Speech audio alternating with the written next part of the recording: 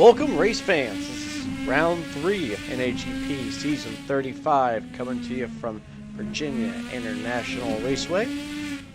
I'm your host, Jesse Olson. I'll be operating the cameras and calling the shots and doing the play-by-play for everybody this evening. So it's Monday night, and you know what that means. It's open wheel night here at NAGP. Last week's circuit was Laguna Seca. That was round 2. I'll give you all the highs and lows from that event in a little bit. There was definitely some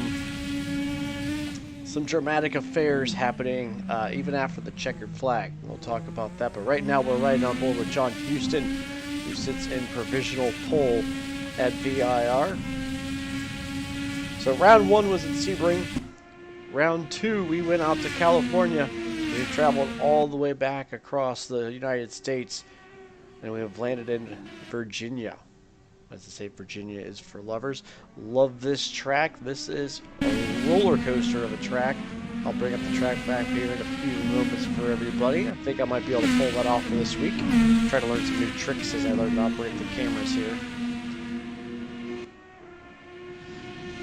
Watching John Houston come around the front straightaway there. He's the first one to put a lap in, and now we're starting to see other laps come on board as well.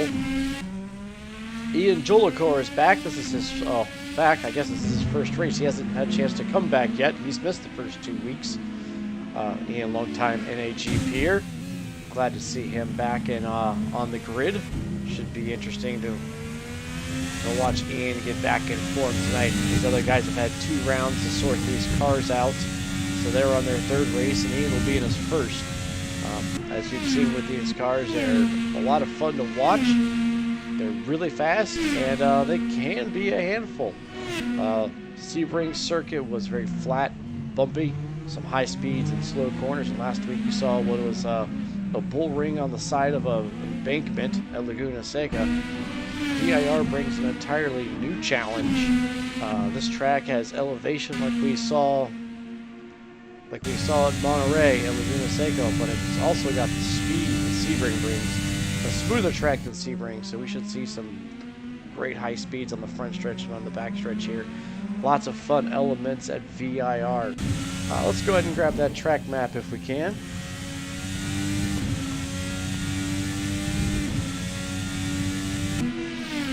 So here's what Virginia International Raceway looks like, folks. If you're not familiar with this racetrack, it is a doozy. Famous sections like the Snake Oak Tree, which no longer has an oak tree, and I don't think we're running that version tonight. This will probably be a newer version without the oak tree. So rest in peace, oak tree. The roller coaster section, which is one of my favorite sections coming off the backstretch, and of course the infamous hog pen that leads onto the front stretch. Drivers will be dipping into a very fast right-hander into what is almost like a bowl that shoots you out onto that front straight. So that's a look at our track tonight. Let's hop back on board and see what the times are looking here in qualifying.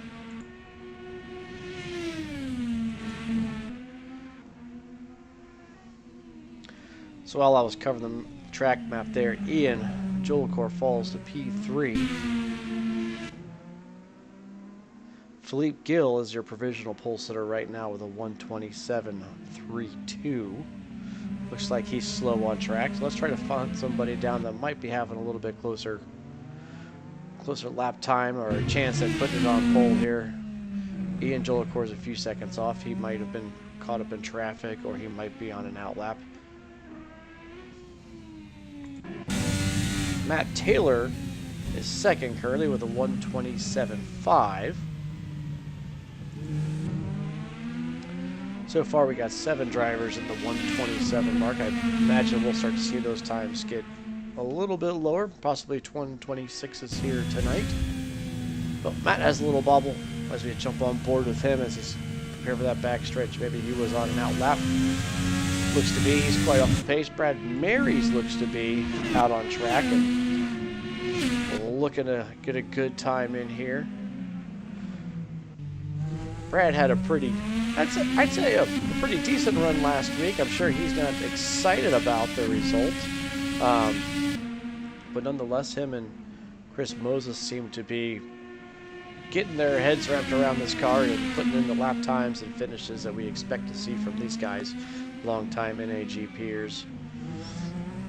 No strangers to wins and podiums. Oh, and Brad throws it off. That's the roller coaster section right there.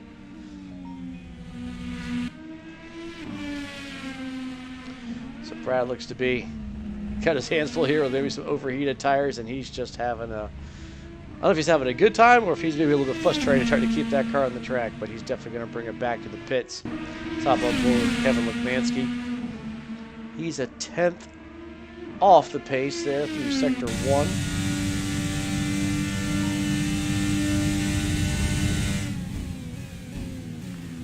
We'll see Kevin come through the roller coaster section here. This was the section that Brad just had trouble with.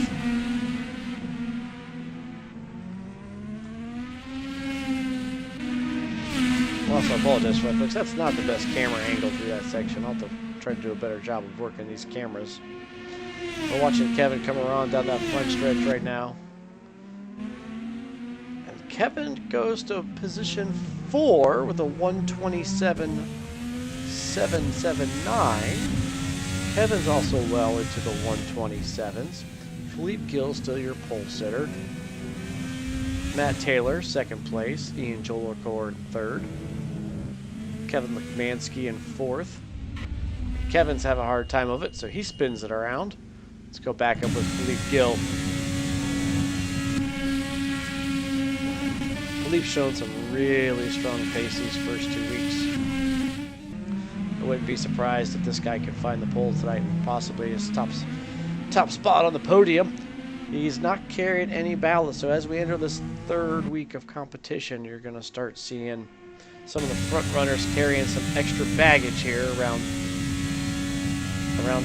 Virginia International Raceway. This is a big track to carry all that weight, and there's some high-speed sections. I'm sure nobody wants to have that weight, but it appears to be doing the trick. Last week, Matt Taylor was carrying the 30 kilos. Oh, who was that who just went off? He barely missed that worker station. So we're seeing Philippe come around the front side here. He's going down the front straightaway, which isn't truly straight. He improved on this time, a 127.248. 127.248. That puts him almost three tenths ahead of Matt Taylor in P2. Going back to Matt there for a second, he carried 30 kilograms. Oops, and there Philippe takes it for a spin, so looks like he was pushing a little bit too hard. Brad Marys is back on another lap, so let's right on board with Brad. You know, well, let's off the bat. We haven't seen Matt put in a time yet. Matt Taylor, as I was mentioned, carried the 30 kilograms, had a rough start. I think he got caught up in, some first lap mishaps. Here we watch him come through the oak tree section. That's a much better camera, by the way. It looks like he's going to take it a wide, and Matt's thrown it off. He's on the inside of the track, so Matt's going to have to abandon this lap. We'll hop back on board with Marys, who's coming back through the roller coaster section. So as I was saying, Matt had a rough start last week, but he did carry 30 kilograms, and he was able to make his way back up through the field, but maybe not as far back up as some of the people were going to expect him with the pace that he had. So we're seeing the ballast starting to take, take its effect here on some of these drivers. Matt puts in Brad, excuse me, a 127.424. So Brad goes to P2. Sorry, that's twice now. We'll get that straightened out. Right on board with Brad again.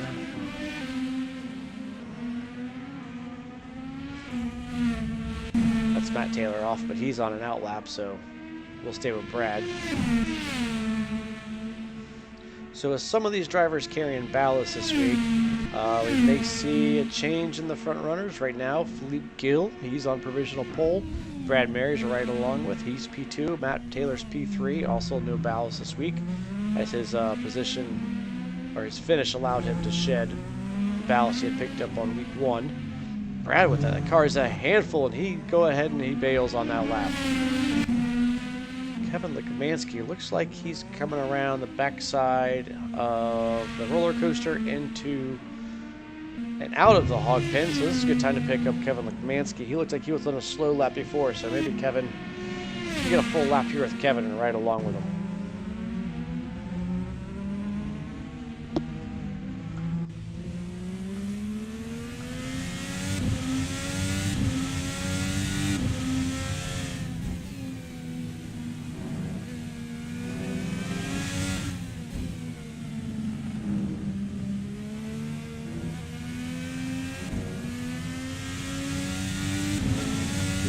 snake section of the course.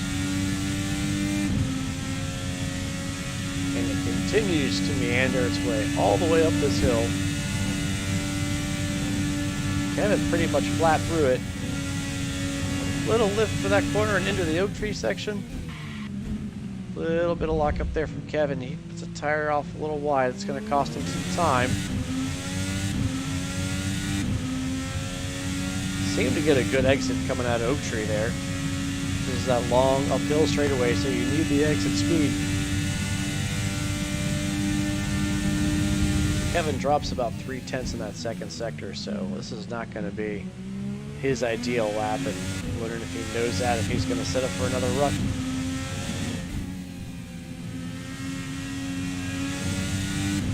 Well, Kevin with a ton of oversteer come through that hog pit section.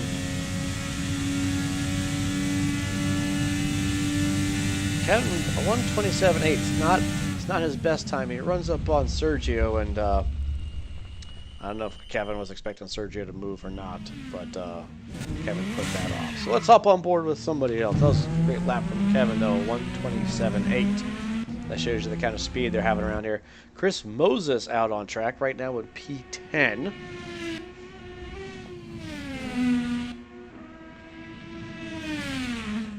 Chris Moses, one of the guys involved in that wild finish last week. They ran up on the leader and I think a lap car that had trouble the next to last corner and was involved in a drag race down the front straightaway for a finish. It's an exciting race last week for Chris Moses.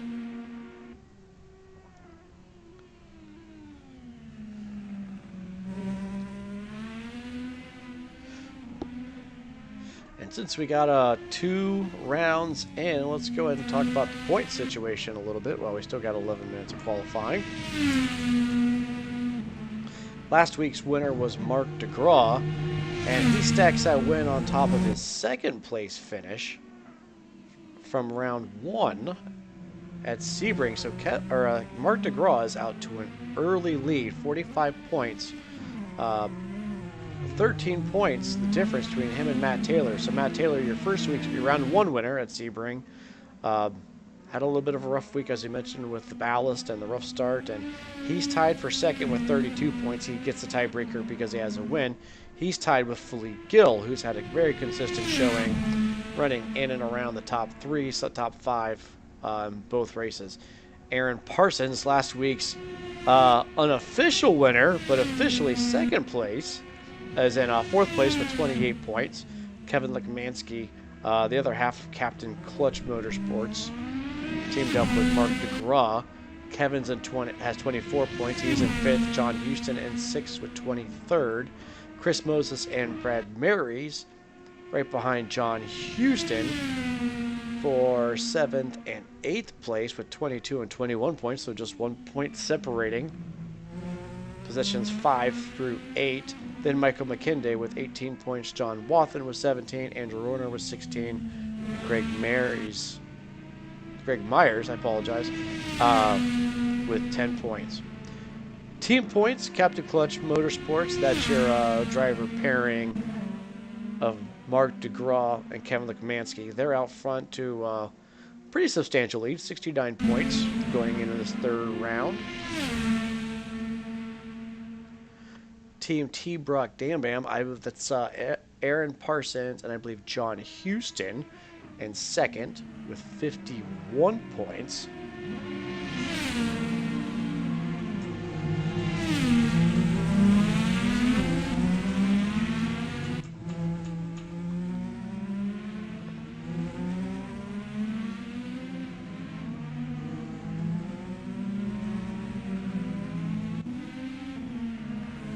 PMR, that's Chris Moses and Brad Marys, are in 3rd place in the point standings with 43 points.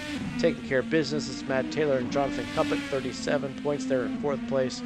And Alternative Lifestyle Racing, which is Andrew Warner and Ian Jolicor, are in 5th place. I think Ian's either had a sub or have they been riding completely on on Andrew's points? No, they've had a substitute in there somewhere. I'm not sure who that is, so I apologize, but they are in 5th points. And it looks like Andrew Warner and Angelicor are both in this race, so they'll be looking to make up some ground from their 5th position to team points. So apologize for static cam while I ran down some of the points, but I figured we'd get that out of the way. We can keep an eye on that as the track positions change here this evening, as what implications those will have on the point standing.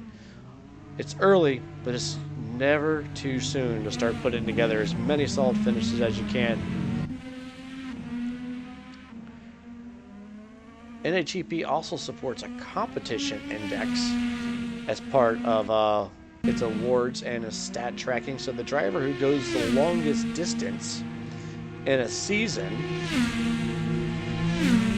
can win the competition index, and you don't necessarily have to be the champion or even win a race to win that competition index. We saw Joel Ekman win competition index a few seasons ago in his opening season with NHEP just by finishing on the lead lap and not missing a race and not crashing out and just being consistent. So while consistency may not get you the ultimate prize of winning a race, it can get you some kind of award and a championship. So a lot of these guys looking to tame this car and improve upon their racecraft. As we go through qualifying here, we see Matt Taylor put it off. Philippe Gill, still your pole sitter. He's down to a 127 flat. Taylor and P2, they're both in the pits, 127.2. Brad Marys is on track. Looks like he's on an out lap. He's P3. Kevin Lekmansky in P4 with a 127.6. Kevin's also on an out lap. Ian Jolicor is on track. He was real slow in that second sector. He's in P5 with a 127.69. John Houston is in 6th. John with a 127.8 as well. Aaron Parsons, he's on an out lap. He may be looking to start a flyer here, so let's ride along with Aaron for a moment.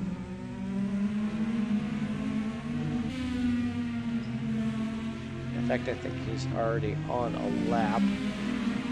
So Aaron's in P7. Chris Moses just going out for an out lap. He's in P8. David Zahn showing great pace with a 127.9, P9. Andrew Warner also the 127.9. He's in 10th. And Jonathan Cuppett just outside the top 10 with a 128.1. So just about a second covers your top 10 drivers. We're riding on board back again here with Ian Jolicor.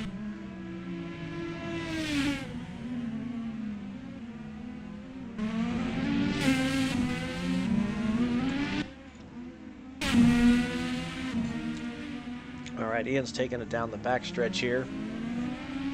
Looks like he had a slow first sector, about 4/10 down. Slow second sector. He might just be putting in the laps, trying to get a handle on this car.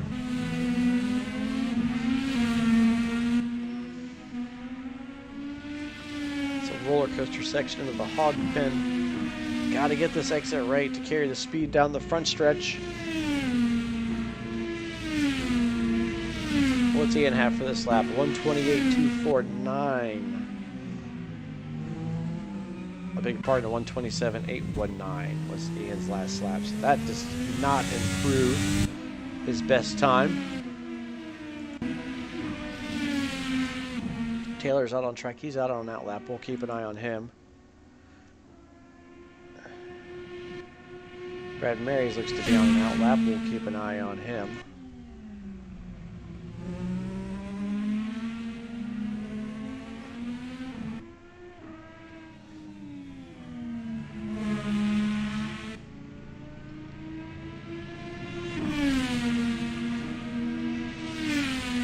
Here's Matt Taylor. He's in P2, and it looks like he's going to start a flyer on this lap.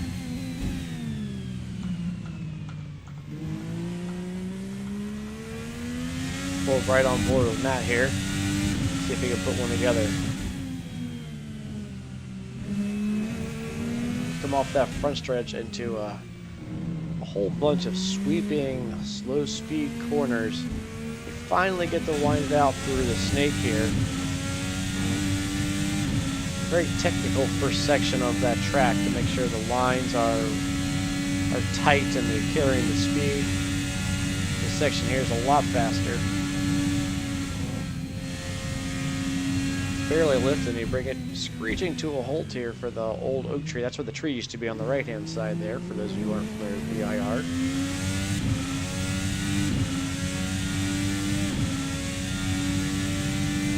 That takes it for a blast down the backstretch here. He is really close to Philippe's pace.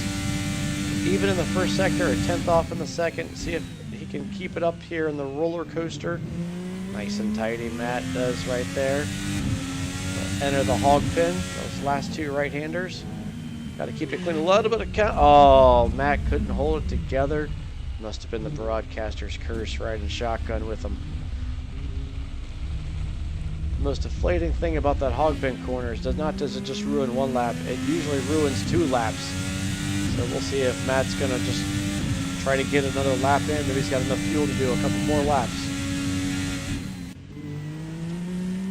Right on board with Brad Mary's here. He starts a lap.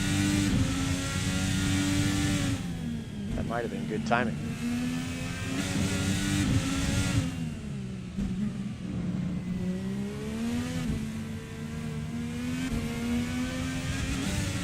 Oh, Brad gets a little bit crossed up at the snake. He's going to bail on this lap. That's not going to help him out in any case. John Houston jumped up to P4. With a 127.5.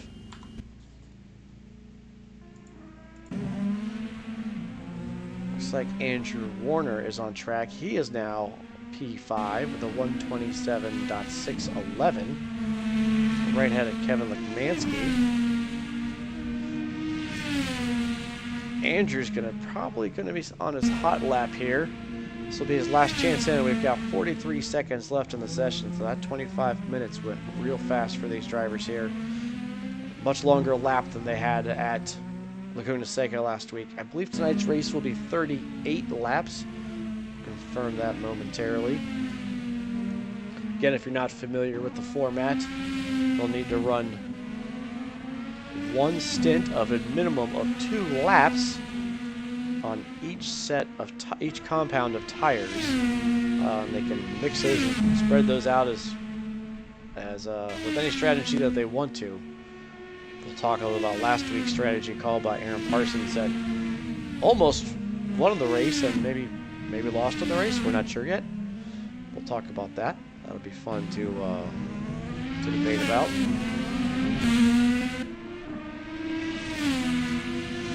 We're on board with Andrew Warner here as he comes down the backstretch.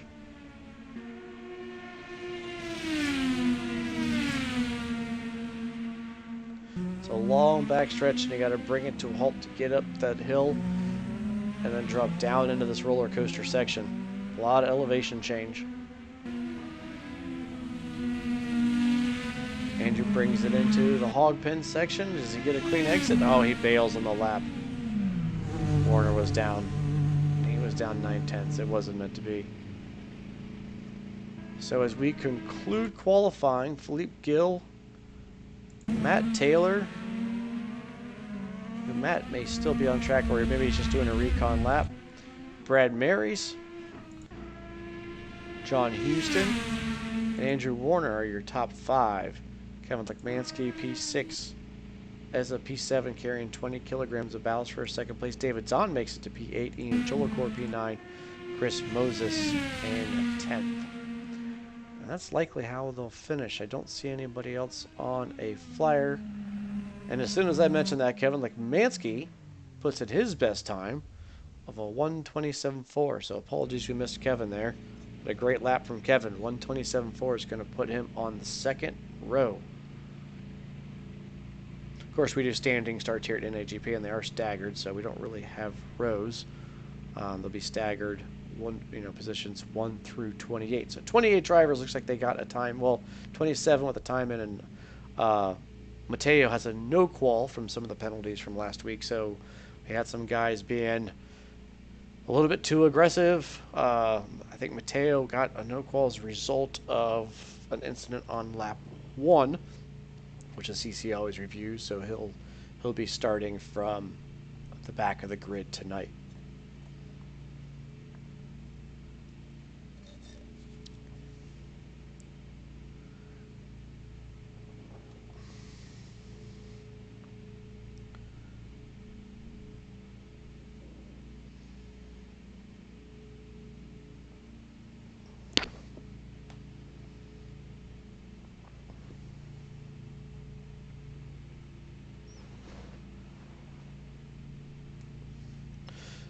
So we're just between sessions here, folks. Qualifying is now in the books for round 3.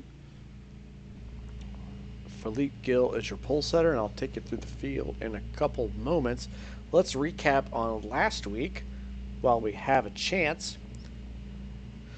The winner on track and the driver who took the checkered flag was Aaron Parsons, but it was detected that Aaron was caught speeding on pit road.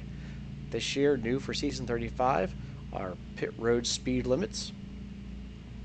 We have an application monitoring that, and that allows us to know how much drivers were breaking that speed limit by, and penalties are enforced by the severity of the penalty. So, what that determined was that Aaron Parsons lost 10 seconds. Now, Aaron had such a lead going into the last few laps of well over 30 seconds on Marc DeGraw, but forgot to run a stint on primary tires.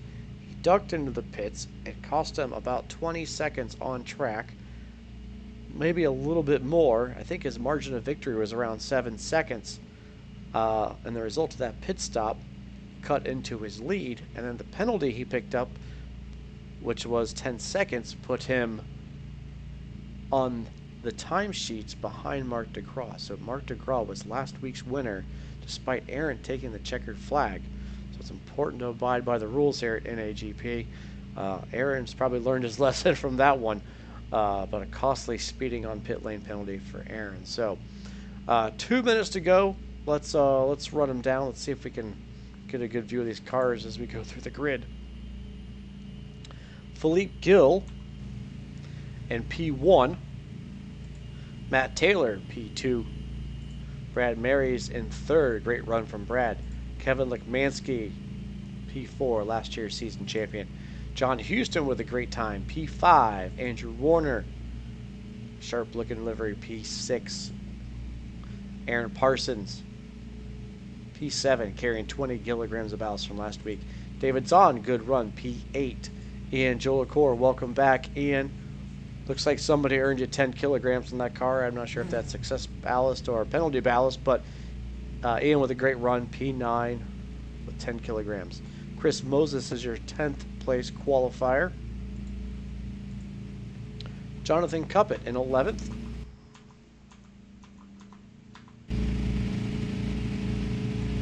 Alan Jacobs, 12th. Marc DeGraw, P13. Mark's carrying 50 kilograms of ballast, folks. So Mark going to have his hands full tonight. Iggy Jordia, 14th. Joel Ekman, 15th. Josh Slade, 16th. Santiago Ocampo, 17th. John Waffen, 18th. Kevin Miller, 19th. Brian Story in 20th. Tom Traskell, carrying 10 kilograms of penalty ballast, in 21st. Dale Ballweg, 22nd. Greg Myers, 23rd. Chuck Carter's not on grid, but he's 24th. Sergio Calderon, 25th. Omar Gomez, 26th. Jake Feemster, 27th. Mateo, 28th. And that rounds out your 28 drivers. I'm Jesse Olson. I'm showed on grid, but I'll be calling the shots and operating the cams for you tonight. So we're just a couple seconds away from the start of this race. The lights are on.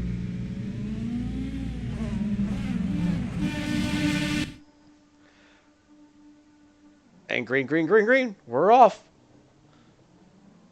Philippe Gill, your pole sitter, looks to be off to a good start. Matt Taylor's on the outside. Brad Mary's tucked in. They're side by side going into turn 1. Philippe's still side by side with Matt Taylor. Looks like Matt's going to get the pass done as they work through the NASCAR bend section. Philippe not giving up just yet. He's looking on the inside. Really tight technical first sector. Top 3 are nose to tail as they come through the snake. Matt Taylor, Philippe Gill, Brad Mary is your top 3. A little bit of back at Kevin Lekvansky, who looks like he's got a gaggle of cars right on his tail. Let's stay with Brad Mary's here.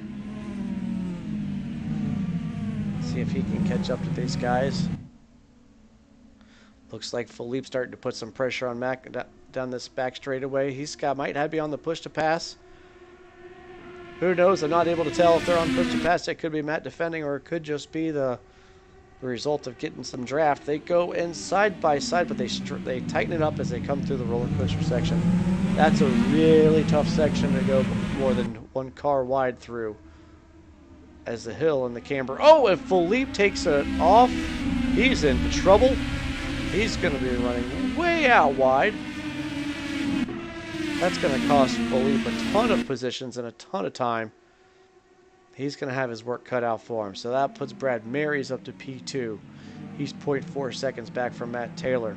So just like that, Brad's up to P2 and he's sniffing the lead.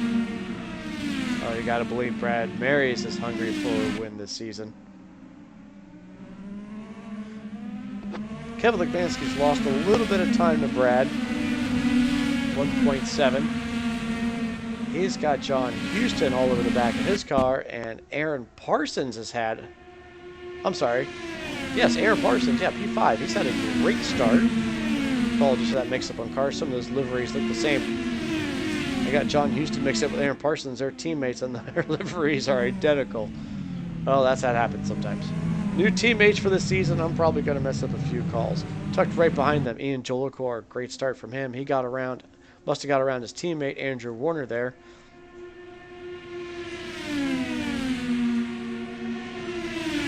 John Houston's threatening Kevin Lekvansky for position 4. Let's see if he's able to get it done. They enter the roller coaster. I think Lekvansky gave him some room to operate there. Great move by John to slide up into that P3 spot.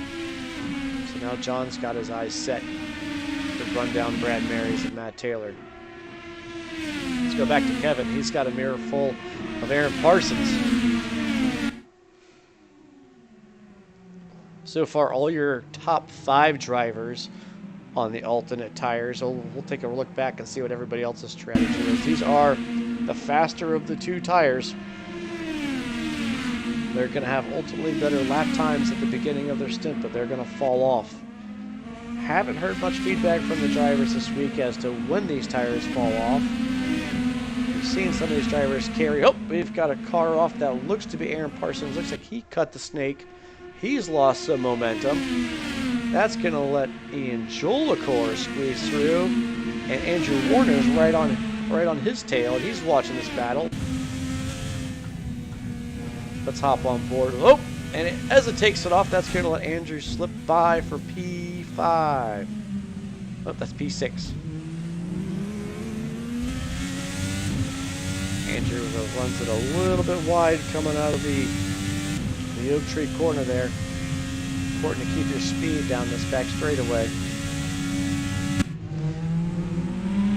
Aaron Parsons is right up his tail despite having that off.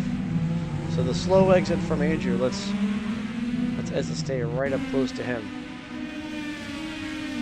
This is a good battle on track here. The 2 teammates, Ian Jolicoeur and Andrew Warner, have split. Aaron Parsons, John Houston, and Kevin Lekvansky's in there too. Looks like Matt Taylor is still out front. He stretched his lead to just under a second.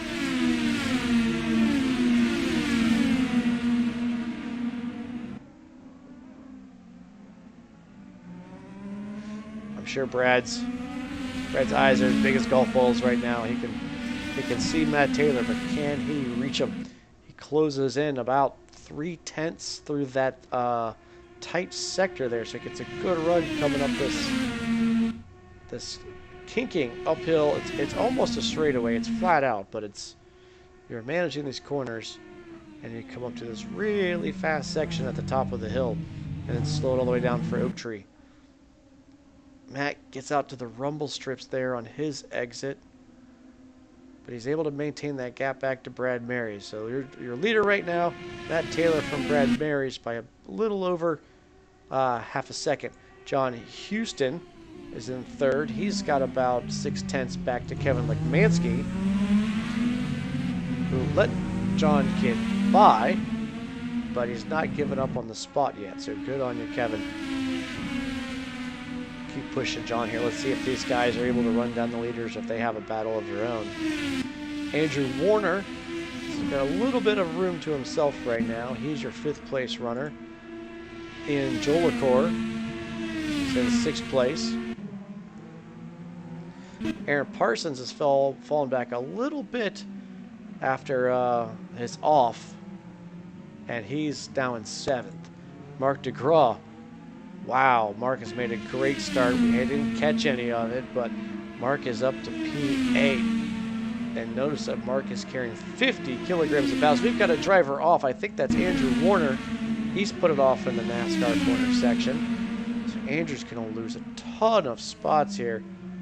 He's trying to bring it back on track. He's as far back as 17th. And once you get these tires into a slide and then try to restart, they're really slippery, especially these alternates. They overheat, and it's hard to get the cars restarted, at least pointing in the right direction. That's not as easy as it looks on the screen, folks.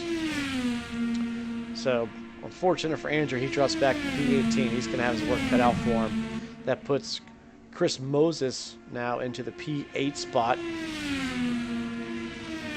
Kevin Miller is in 9th, and he's got his mirrors full of Philippe Gill. Now remember, Philippe was our pole sitter who lost the first spot to Matt Taylor, and then had him off on the last section of the first corner in the hog pen, the section we're seeing him go through right now. And he lost a lot of positions on track, but I guess the upside there was early in the race, and he's got time to claw his way back. He's definitely got the pace to do it. Philippe running 129.18 that last lap, so keep an eye on Philippe. He should be able to run down some of these other cars in front of him. Chris Moses, who's on the primary tires. Again, you can't tell, both the tires look red here, so I'll try to keep tabs on that. Chris Moses putting in his opening stint there on the primary tire. So he should be a little slower in pace. He's almost a 1.5 seconds back from Philippe's fastest lap. Hop on board here with David Zahn and P13. David, your orange car there in the middle of the screen. He's got his mirrors full. Joel Ekman.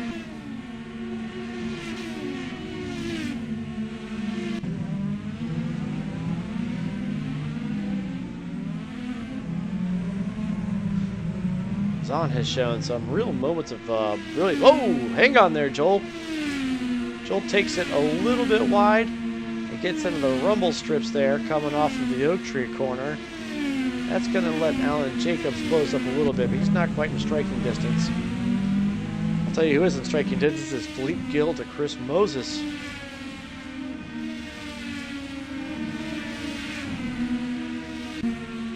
They exit that first corner. Or sorry, that last corner coming down the straightaway here, down to the first corner.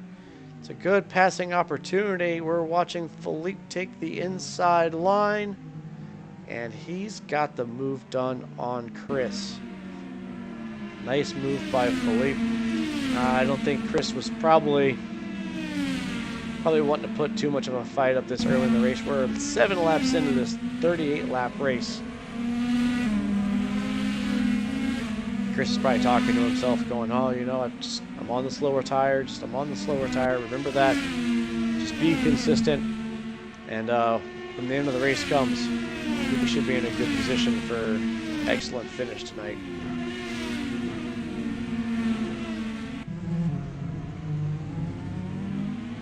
Looks like we have some racing in the back of the field. Sergio Calderon and a race with Santiago Campo He takes it a little bit wide, and Santiago slips by for that 22nd position. So 27 cars on track as we speak.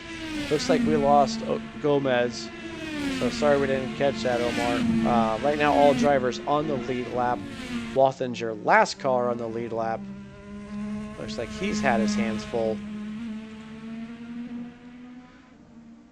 Looks like John had a rough third and fifth lap. One lap of a 157, not 356. So I don't know if he maybe took damage and pitted for it, or if he just had an off and had to let the field go by. I'm back up here to David Zahn, who's back under pressure from Joel Ekman. So Joel Ekman's regained his composure here. Joel on the alternate tires, David on the primaries. So Joel should have some pace, we would think, at least in the beginning, but let's keep an eye on how far these alternate tires can go. There will be a point in the opening stint to which the alternates no longer are the faster tire, and the guys on the primary should start having the better lap times. Zahn's last lap was a 130.8. His best lap on the primary tires. Ekman's lap was a 130.1, so almost 0.7 faster on the alternate tires. So we'll keep an eye on those guys as they continue to race. Moses now, he's being challenged by Kevin Miller. Again, Moses on those primary tires, Kevin Miller on the alternate tires. He's tucked right up behind Chris Moses. Take a ride along here with Kevin.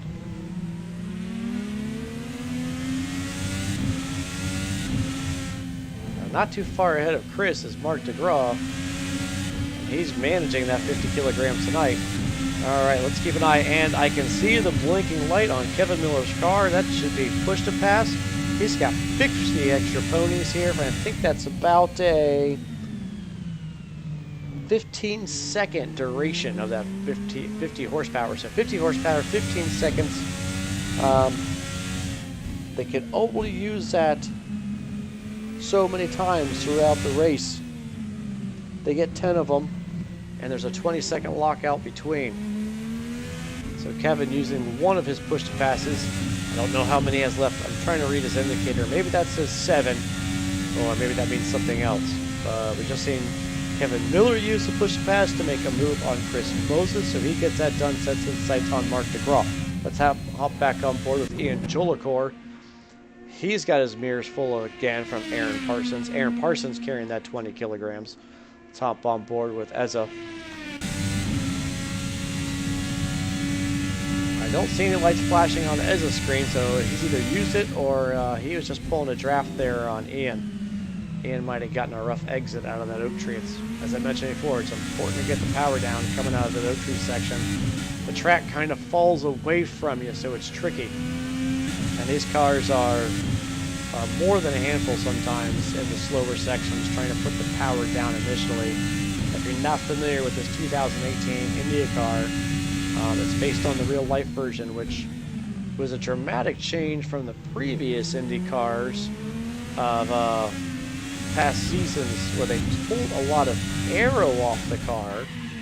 So you get a little bit of lock up there from Ezra. That's going to cost him some time. Back to Ian. This is your battle for P5, and they're just about half a second apart at this moment. Ezra really having to tiptoe through that section. His tires may be going away. Let's take a look at Aaron's last laps. He's been running 129s lately, and a 128.8 was just 3 laps ago, so tires seem to be doing their best so far.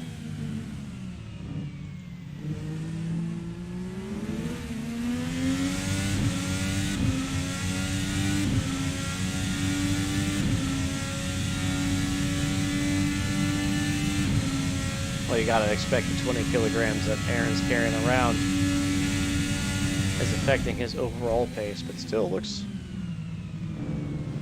very smooth on track. Gets the power down nicely coming through the roller coaster into the hog pen section. So a little bit of oversteer correction, but he's able to get through there really cleanly. Good exit coming off the corner. He still about 6/10 back from Ian Jolicoeur. So let's stay with this battle, as this seems to be the best one on track. Aaron brings it right up close to that first section. But Ian's able to get the power. And Ian has a little bit of a bobble. That's going to cost him. But you see how tricky these tight sections are in this car. It really is a dance with the throttle and the steering. Sometimes the throttle is the steering.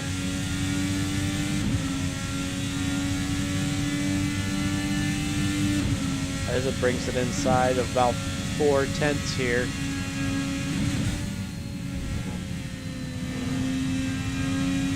As I mentioned, these cars have a little bit less aero on them, and that was done intentionally by Indycar for this 2018 model to bring the racing more closer and less aero dependent.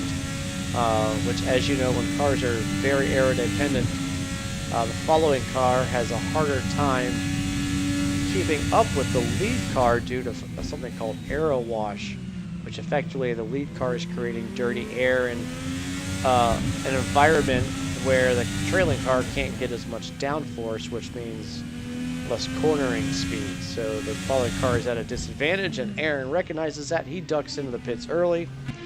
I'm not sure if his tires are up or if maybe he's going to play a little bit of the strategy game and try to get around Ian through the pit stops rather than try to take the fight to him on track.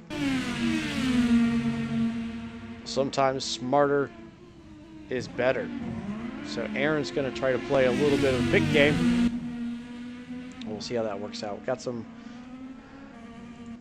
other racing here on track. Let's not miss that. Jonathan Cuppett is now being pursued by David Zahn. So great run for these two guys. Jonathan Cuppett in P8, David Zahn in P9, both on the primary tire and running in the low 130s, 130.3, both their best lap. Zahn's last lap was a little bit faster. Let's hop on board with David Zahn.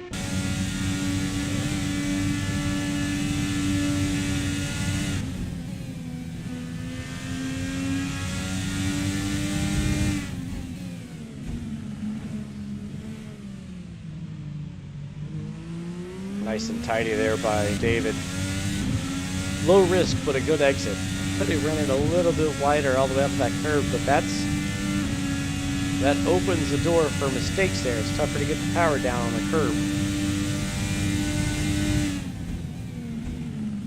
Let's take a look at some of Zahn's lap times.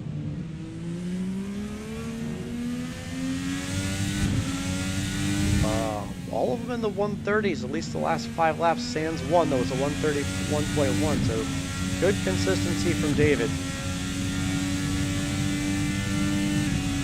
Looks like we've got Ian Jolicoeur in the pits, and he's coming out, so Ian maybe being a little bit keen to as a strategy, ducks in the pits the very next lap, and it looks like Ian's going to keep the track position over Aaron Parsons, and he comes out on the primary tire, so we would expect Aaron to be able to catch him and pass him here momentarily. Keep an eye on that one. David Zahn's still being, David Zahn's lost some ground, and he's now being tracked by John Houston. I wonder if Houston made a pit stop yet. Let's look at his time.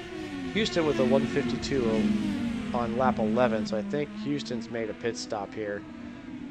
He may be pressuring David for position, but David hasn't made a stop yet as he's running the primary tires, so expect to see Houston be able to get by on a fresh set of alternates here.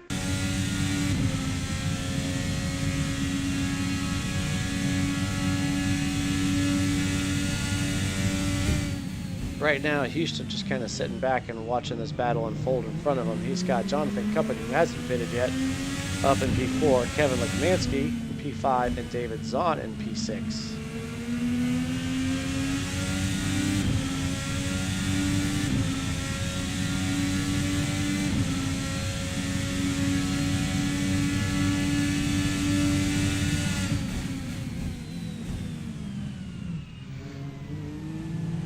Houston tucks it in real close. Looks like his braking distance is a little bit better on the alternate compound tires. He's able to take advantage of that. Oh, not quite. A bold move by John, but David gets back to the gas and slams the door. Strong move by David Zahn. Houston has to check up there on the exit coming into the snake. This seems like it might be a good area to pass, but it's really not. You need to be single file as you come up through this hill. As you're seeing John stay tucked in real close to David. This would be a tough place to make. They make contact.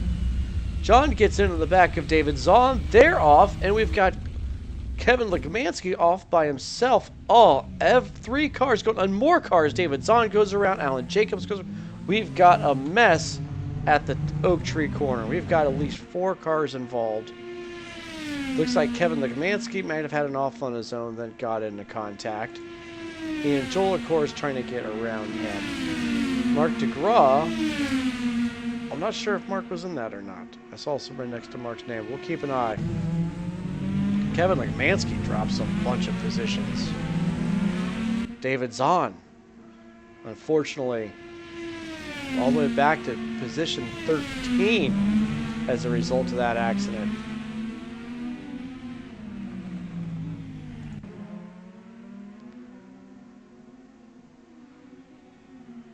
Somehow, some way, John Houston made it through all that.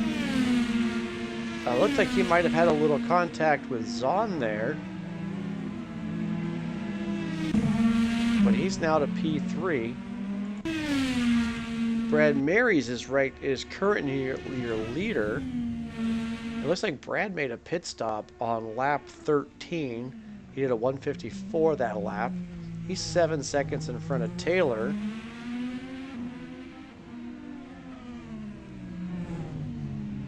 Taylor has gone to the primary tire. He's got a little bit of a challenge there, getting the power down coming out of Oak Tree. Taylor must have pitted on lap 12. So they must have come in a lap apart and somehow throughout that process, or maybe I just missed it, but Brad Marys has now gone to the lead. Matt Taylor in second. He's now on his primary tire, so he has met his requirement. Again, the requirement is to run both compounds of tires a minimum of 2 laps.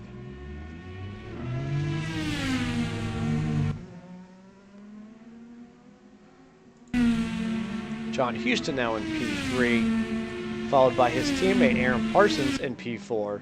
Both of those gentlemen there on the alternate set of tires.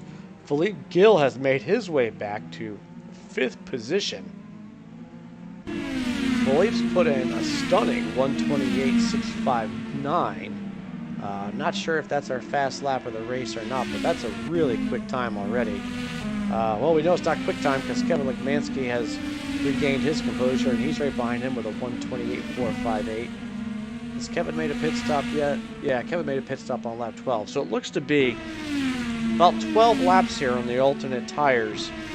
Maybe 13 is what we're seeing on a lot of these drivers. So we'll say 25 laps between the two, which means they'll have to get another 13 laps out of the primaries. I don't know.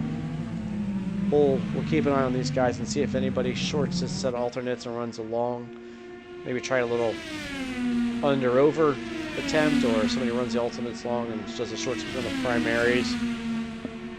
Maybe an over-under. Different strategies. That's what keeps it interesting here. Well, look back in the field here. Greg Myers is in 16th, the last points-paying position on track, and he's being threatened by Jake Feemster. Let's hop on board with Feemster.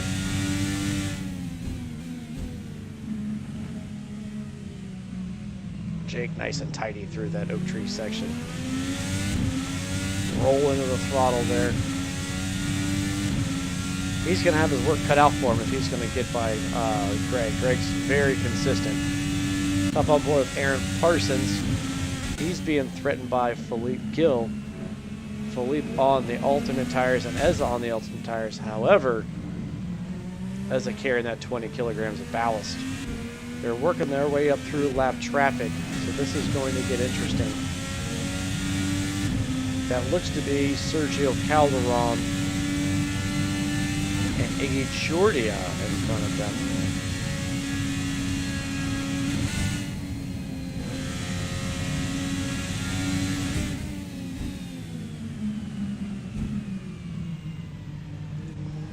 We'll hop up here to Ezza to get the power down coming out of Oak Tree. Back to Philippe, who's going to have to try to squeeze by at the last second. There he gets, he clears Sergio. Can he clear Dale in time? He takes it really deep into the roller coaster, as does Ezza. Ezza washes out some. Philippe takes a tighter line. He's now right up on the back of Ezza. Ezza using all the racetrack he can get. Got to get the power down here. We got a car off, but I'm not sure who that was, but I didn't appear to impact this guy's pace. We see a flashing light, 04 on Philippe's dash. He must be on the push to pass. Chuck Carter coming out of the pits ahead of him. Could he play a factor in? Whoa! Philippe has a little bit of a crossover. But he's able to clear Aaron Parsons. That was exciting. Back markers and cars going off track and cars coming out of the pits, and a pass made by Philippe Gill for P4. All in the middle of that action. Doesn't get much airier than that. Good on these two guys for being able to keep it on track and keep the rubber on the road. We've got a car off in the background. Not quite sure who that was. Let's hop on board with Andrew Warner, who's in the P15 spot. Looks like he's being challenged by Alan Jacobs. And they're jostling for P16, so there's been some change in positions at the back. Again, this was the last points paying position, so both of these guys right now in the points. David Zahn appears to have had another mishap. He might have been that car off in the background. He did a 134 last lap. That's certainly not on pace. So he slid a few positions back. He's now your last car out of the points paying position. So David will be looking to gather up his focus here and put in another back half of the race. We're 19 laps into this 38-lap race, folks. That's halfway. Brad Mary's still your front runner. He's expanded his lead to 10.5 seconds over Taylor. Taylor on this primary tire, so his ultimate pace should be a little bit slower. Brad, you have to take the primary compound. So these guys may race back into each other through strategy. Philippe Gill has been able to close the gap on John Houston. This is your on-track battle right now for P3, P4, and P5. Let's right on board with Ezza. See if he's able to stay on Philippe or Philippe's able to slip away on the stickier tires.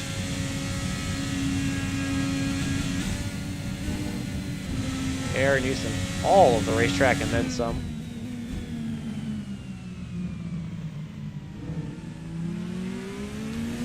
So hard to stay patient through that long right-hander, but you've got to keep it on the racing line. Got a car off in front of these guys. It's Alan Jacobs. Or it appeared to be Alan Jacobs, not sure.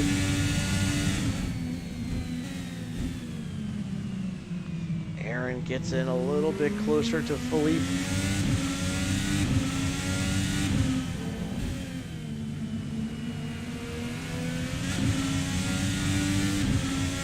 Might be seeing a little bit of rubber banding here, folks, from Ezza's ride. He joins us all the way from Australia, so it's hard for him to maintain the best internet connection, but he does a great job of it. Has gotten pretty close to Philippe Gill, who might be having some internet connections of his own there. Looks like his car is making some interesting moves as we ride along here. Let's hop up to John Houston now. Now he's under pressure from Philippe Gill.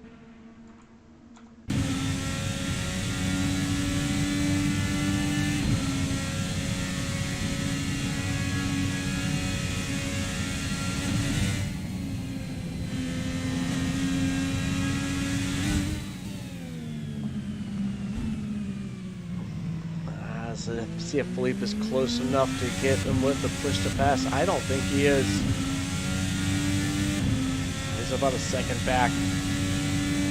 Parsons just dropped back about 1.7 seconds from these two fellows. So Philippe threatening, but not able to get anything done this lap with John Houston. Let's take a look back here at Mark DeGraw, who's in a battle with Alan Jacobs. That couldn't have been Alan who was off track. And he's sandwiched between him and Greg Myers. So Greg Myers, Mr. Smooth, putting in consistent laps once again. Good on you, Greg. Looking very composed. Last lap was a little off pace for Greg, 132.3, but Mark's pace was very off. His was 135.6, so it looks like Mark may have had a little bit of trouble that lap. All three of these drivers here on your alternate tire, so on the softer compound tire. Let's ride on board with Mark and see if he's able to pressure.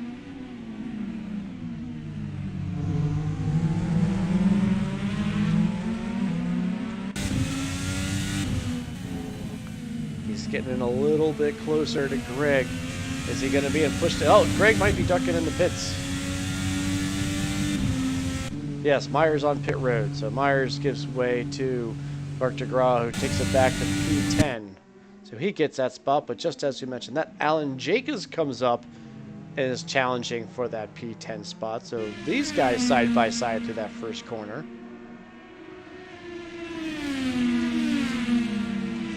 Andrew Warner's in the catbird seat. He's got a great view of this battle. Alan Jacobs slips by Mark DeGraw on the front straightaway going into that first corner. Andrew Warner catches back up.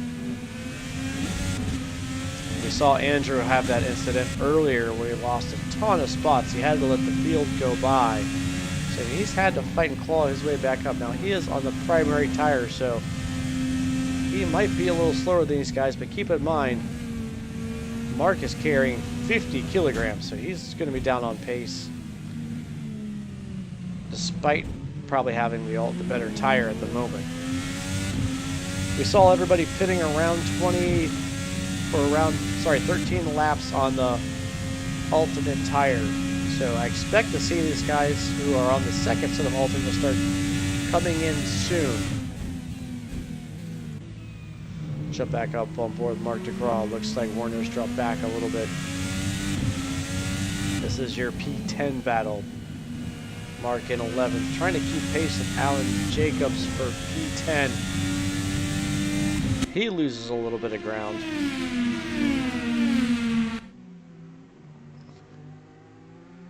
Going to be tough for Mark to squeeze out of, the best result with 50 kilograms. The good news will be is he gets a chance to lose a bunch of that weight with a finish of 7th or further back. So I think Mark is just trying to get as close as he can to that P7 position without getting too far ahead of himself, although I'm sure if the chance was given to him, he'll take a position better than P7 if he can arrange it. Always a conversation around racing for ultimate position or racing the system, and trying to lose ballast when you've accumulated it like Mark has. And I think most of the top drivers will tell you always try for the best result that you can get. Don't play the weight game. Get the maximum amount of points. So we see John Houston has made his looks to be his second pit stop. And he's out on the alternates again? I don't know maybe I missed that. Maybe John might have been on the primary tires. I'm not sure. Either way, Houston's come in for his pit stop. Brad Mary's still your leader, and he's stretched that lead way out. Philippe Gill's moved to second. Taylor has dropped to third. He's still getting around on those primary tires. Let's check out Taylor's lap time, see if anything's happened to him. Ooh, I show a 142 on lap 20 from Matt Taylor, so he must have had an incident. That's not quite slow enough to be a pit stop. Obviously, he's still in the same primary, so Matt must have had an excursion we missed. Ian Jolicoeur has worked his way into the fourth spot. Ian also on this primary tires. He's only made one pit stop. He's putting in solid laps of low 130s. the last 4 or 5 laps. So nice stint here by Ian in the middle part of the race. This is an area where a lot of drivers can lose focus. You sort of get some gaps built out and you get lulled away and guys are out of reach, and when your adrenaline's not running full tilt and it's just you and some room on the racetrack, it's hard to be in the zone. But Ian always does a good job of doing that. Ian with a solid run right now in P4. Chris Moses, haven't talked much about Chris tonight. No particular reason other than just been some crazy on-track battles, and sure enough, broadcaster curse strikes Chris Moses. He has an off there coming into the snake. That's going to cost him some time. Chris out there on the alternate tires. Looks like he's only got 1 pit stop in, so we probably expect to see Chris come in shortly here. Kevin Lekamanski in P6. Oh, and just as I pick up Kevin, he puts it wide. He's going to be hard on the brakes going into a turn.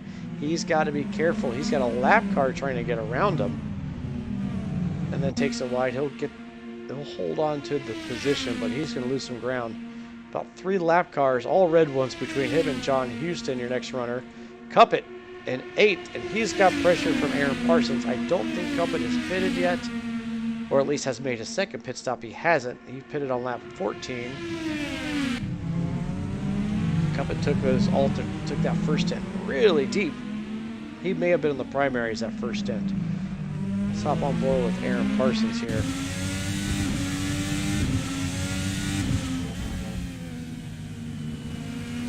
Aaron with a slower lap last lap, a 133. That may have been due to that lap traffic we just saw. He's hounding Jonathan Cuppet here for P7. Takes it in really deep into that first corner, runs right up to the back of Jonathan Cuppet. Gets on the power, car slides out a little bit. Jonathan having some trouble getting to the apex on that left-hander. Gives Ezra the opportunity to close it up even tighter. Ezra a little bit late on that apex, but he gets down early to get as much power as he can into the snake. It's a tough section. Ezra has a little bit of tire spin there. You hear the engine rev up. He manages it well. If he can keep it close through this section and up through the oak tree, he takes it wide a little bit. If he stays right on Jonathan, he'll have an opportunity to get on that push to pass. Looks like he's setting up to get a run. Jonathan does a good job of getting the power down out of oak tree. You see his car just shoot away. 3-4 car lengths.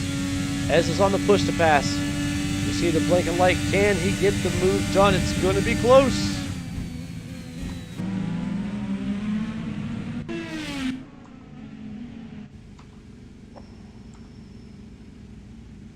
Sorry, folks. A little bit of a camera mishap there. Jump back here to Kevin Lekamanski, who's under pressure from David Zahn. So David Zahn able to regather himself. And now he's pressuring Kevin Lekamanski for that P12 spot. But it looks like he's going to get it done going into the roller coaster. Nice move by David Zahn.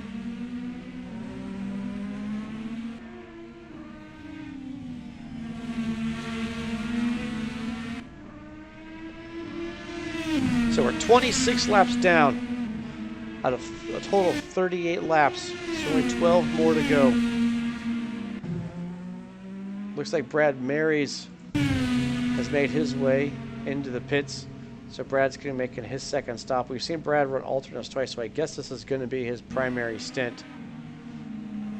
And Joel, of course, in second, which means we probably had Philippe Gill, who was our second place runner for a while. Philippe also just made a pit stop, so he's come to the primary tires. Hop back on board Brad.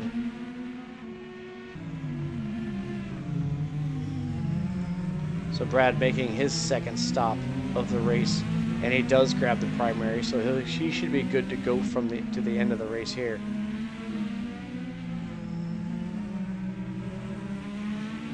Brad has just a commanding lead at the moment. We're waiting for timing to kind of catch up here on my left. as we've had some cars cycle through the pits now. Ian Jolicoeur is just now coming out of the pit, so Ian makes his stop. And Jolicoeur also won 26 laps, but now he's going to be on the alternate tires. He's got a chance to put down some fast laps. We'll keep an eye on Ian. We know he can put the burners in. Matt Taylor, your leader for much of the beginning of the race. He took the primaries in his second stint, so he's now on the alternates. When did Taylor pit? He also pitted on 25, so he got off of his alternates as soon as, or off the primaries as soon as he could. He's lost a lot of ground with that strategy. I'm not sure if he got into on-track battles with the slower tires and that cost him. We do see that one slow lap from Matt on lap 20. About 12 seconds off the pace, so that's a contributing factor to his gap back to Brad Mary's. Well, let's see if he can close some of that gap. I think 30 seconds is going to be a bit much. John Houston, Philippe Gill, your second and third place runners. Philippe's got Aaron Parsons in his mirrors. Philippe on the primaries, Aaron Parsons on the alternates. Let's go to Ezza. He's able to get the move down the front straightaway. Nice move by Aaron. Aaron on those alternate tires, and it looks like he's already made his stop. He pitted way back on lap 22, so Ezza looks to do 15 laps on these alternates. He's going to be rolled the dice, but if anybody can manage soft compound tires, it's Aaron Parsons. So we'll see if this move pays off for Aaron. Right now, he's got pace over Philippe. We'll see if Philippe can bring it back to him in the later laps, maybe when Aaron's tires get a little bit harder to manage. Looks like we've got a battle on track back here for 13th with Andrew Warner, who's just pitted, and he's now on the alternate tire.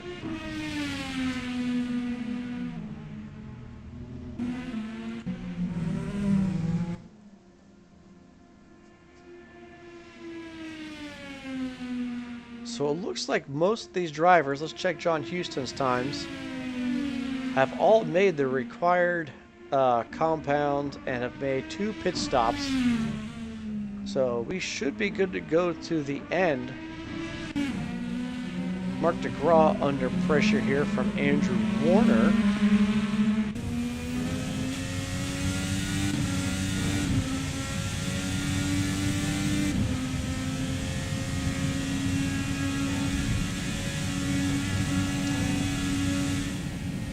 Mark's on the primary tire. Andrew's on the alternate. Plus Mark carrying 50 kilograms.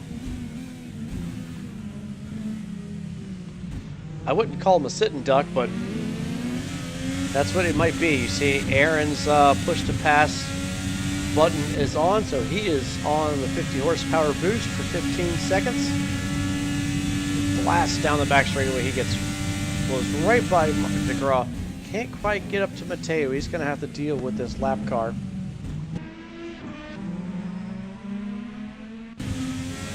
Mateo, unfortunately, puts it off, but that's fortunate for Andrew Warner as he's able to get by with almost no time lost there behind the lap car. So Andrew moves his way into P11 with a nice move around Mark DeGraw on the back straightaway. Brad Marys is your leader. He's got 15 seconds back to John Houston. Sorry you're not getting much love on the broadcast tonight, Brad, but you've done a great job thus far putting in the consistent pace. John Houston is your second place driver. Don't go to sleep on John though. One bad move from Brad and John could be there. John's got the fast lap of the race. 1:28.1. So, not quite qualifying pace, but that's pretty impressive nonetheless. Brad's on those primary tires. John's on these alternates. 8 laps to go. John's gonna have to really put on the afterburners if he's gonna catch Brad.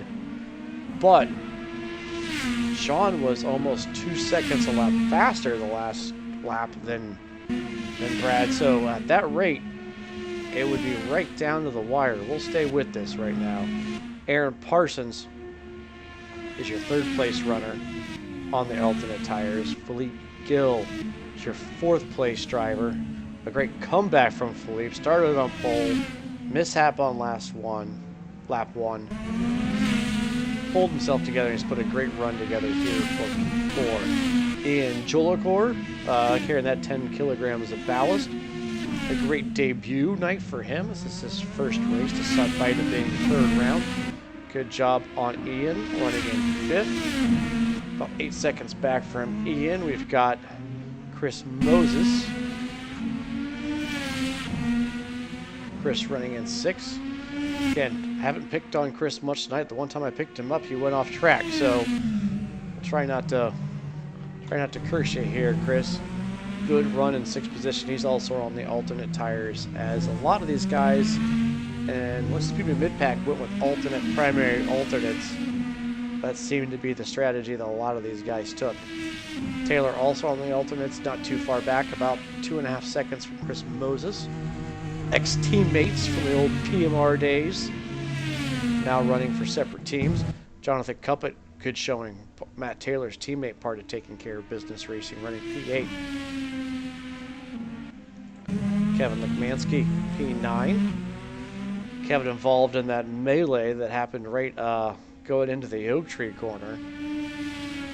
Seems to has regathered himself. Let's take a look at some of Kevin's lap times here. See a 141 and a 205 and a 1. Yeah, Kevin's had his hands full tonight, but a good showing by him to keep it together for a nice top 10 run. Alan Jacobs is your 10th place car. Andrew Warner had an off that we caught early in the race. He's gathered it back up to P11. Good on you. Mark DeGraw is your last lead lap running car. Oh, and Mark hangs it out there coming out of that first corner into this NASCAR section. NASCAR bend they call it, which is effectively turn 2. This tight little section on the lefts and rights that leads you into the snake. Mark doing a good job of managing 50 kilograms of ballast, and I'm sure he's just happy to survive, and I'm sure he didn't enjoy a lead lap finish. He's probably clear of about 7 seconds on Brad Mary's.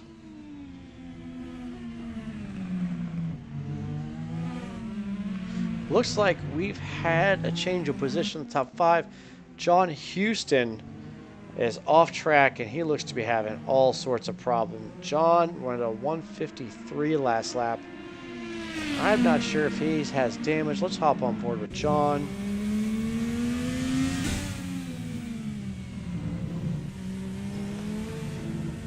Can't tell. We'll see if there's hardly ever a straight section here at VIR. The twisty track. The steering wheel seems to be straight, so maybe John just had a bad lap. But unfortunately, that's taken him from the 2nd position back to 6th, and he's under fire from Matt Taylor.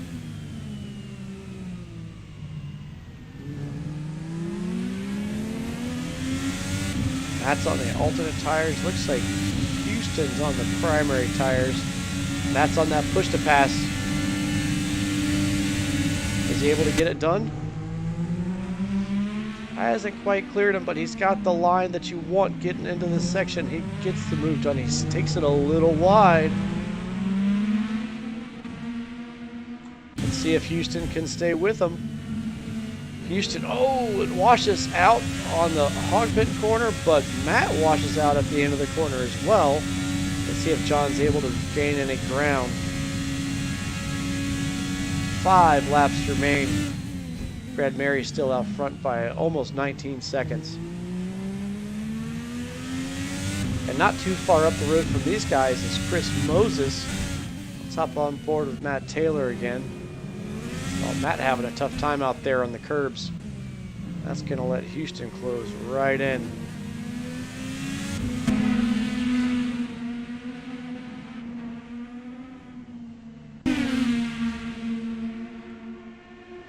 This is your best on-track battle right now.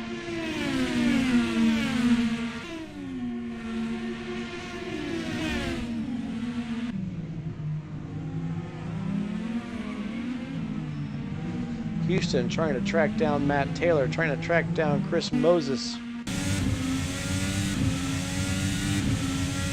Houston's on the push to pass this lap. Is Matt? Doesn't look like it. Houston's going to have a big run. He's going to try to get him back. And is he able to hold the line through the roller coaster? He is. So Houston back to P6.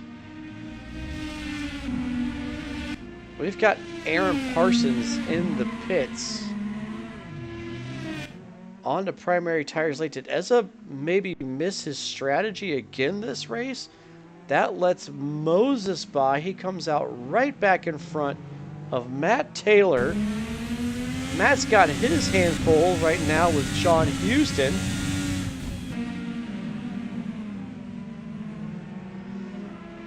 Matt takes it wide. Houston looks to go down the inside. Can't get it done. Taylor holds the position in the meantime. He's in a T-Brock Damn Bam sandwich. 4 laps to go. Tough play. Gets a great run. Oh, we've lost John Wathan, folks. John Wathan out of the race now.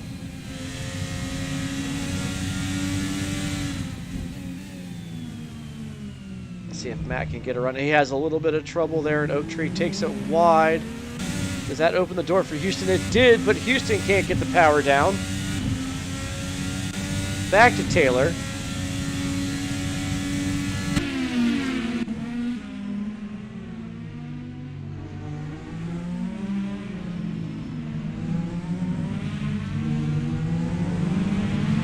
Aaron Parsons is on those primary tires. But Matt Taylor has had his tires on. We've got a car off. That's Mateo. He stays out wide, stays out of these guys' way. So let's hop back on board with Matt. See if he gets on the button. He does not. Looks like he's just trying to keep it close. He takes it in really deep, and he locks it up, and he takes it wide. Oh, that's a bummer for Matt. He took it too wide, and he's going to lose that spot to John Houston now. Aaron Parsons escapes. And now instead of defending, now Aaron Parsons is on the attacking foot. He's got Chris Moses in front of him. It's just under a second between these two guys. We've got 3 laps to go, folks. 35 out of 38 laps. Brad Mary's still your leader. Sorry, Brad. We're not going to go to you right now. There's just too much action here on track. Brad with a massive lead. 25 seconds out to Philippe Gilbert. Right now, the battle on track is for P4. Aaron Parsons threatening Chris the King Moses. The King versus Ezra. Moses able to pull away on that back straightaway. They're approaching the lap car of Greg Myers.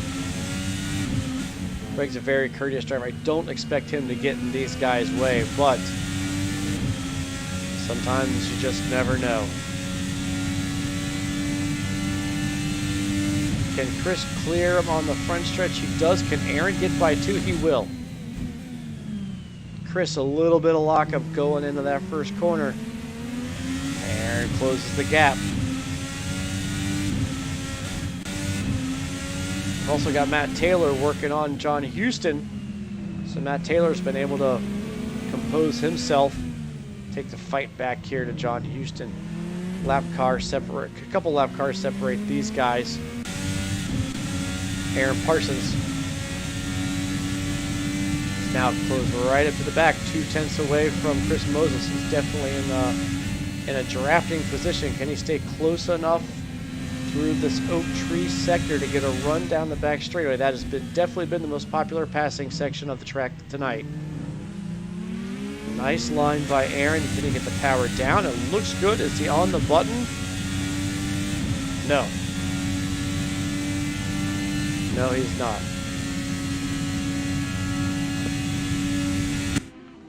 Looks like Taylor has lost some ground to Houston. So Taylor might have had an incident back there. We'll stay on board with your P4 battle. That's Chris Moses and Aaron Parsons.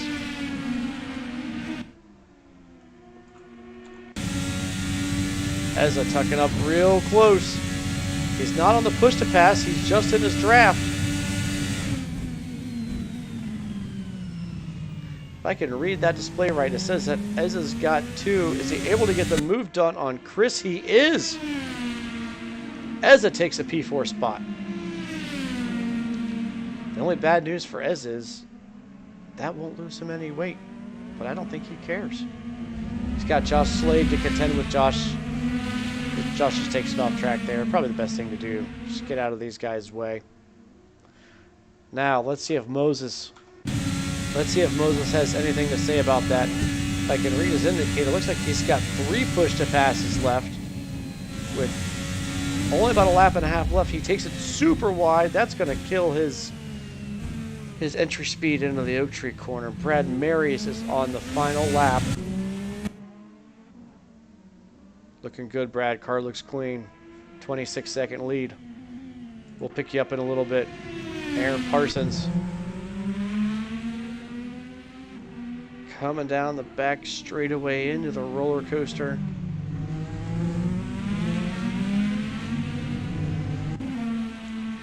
Looks like he's got some room. Back to Moses. About a second between these two. I wonder if Moses gets on the button.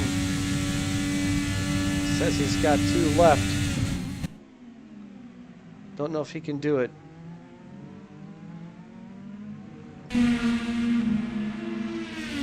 About a second between these guys. Greg Myers, battle for P14. It's heating up. He's under pressure from Zahn.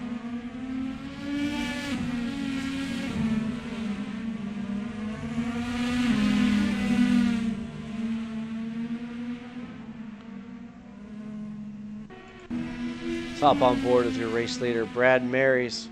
He's coming around to take the checkered flag.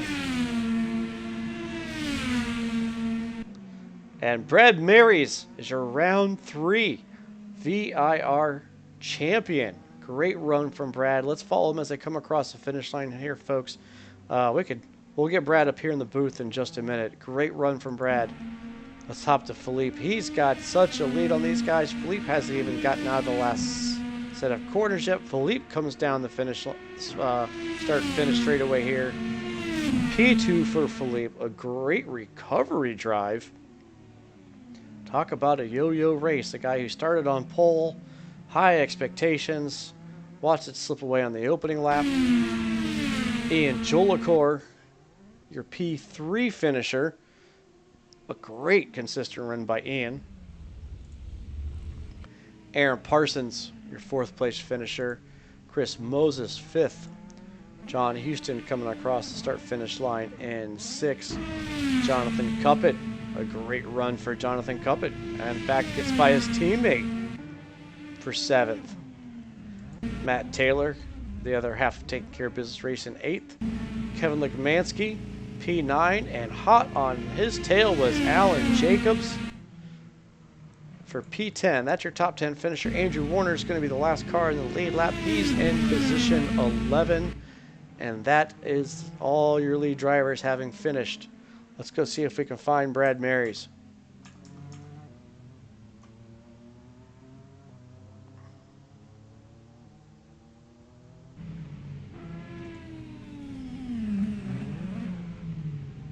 And just set a Brad watch. Marys, do you copy?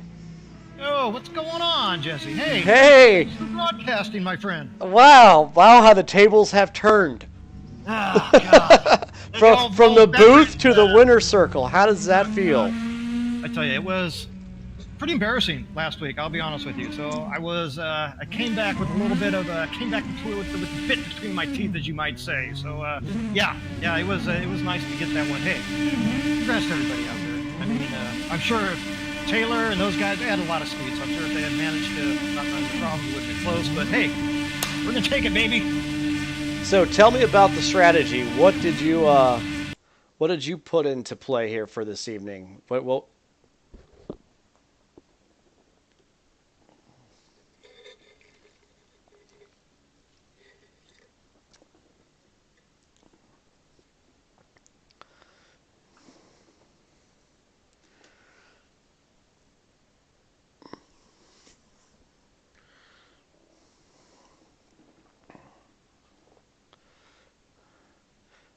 Yeah, great pace. I think everybody was excited to see this track car combination. The speed of this car, the twistiness of this track, as others have stated, the difficulty in getting the power down.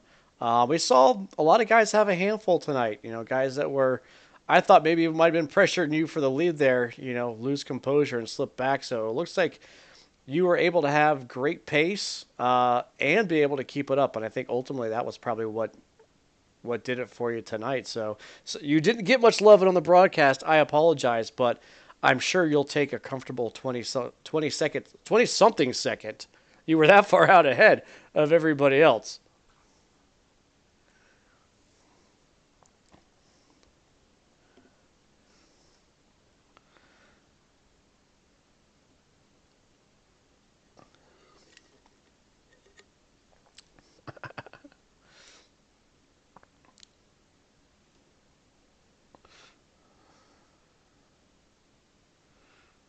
Well, thanks for the kudos, Brad. Big shoes to fill up here, so appreciate the kind words. We'll drop you back down and let's just celebrate with your teammates. Yep.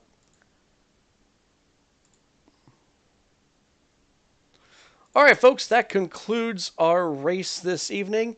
Brad Mary's your winner in commanding fashion.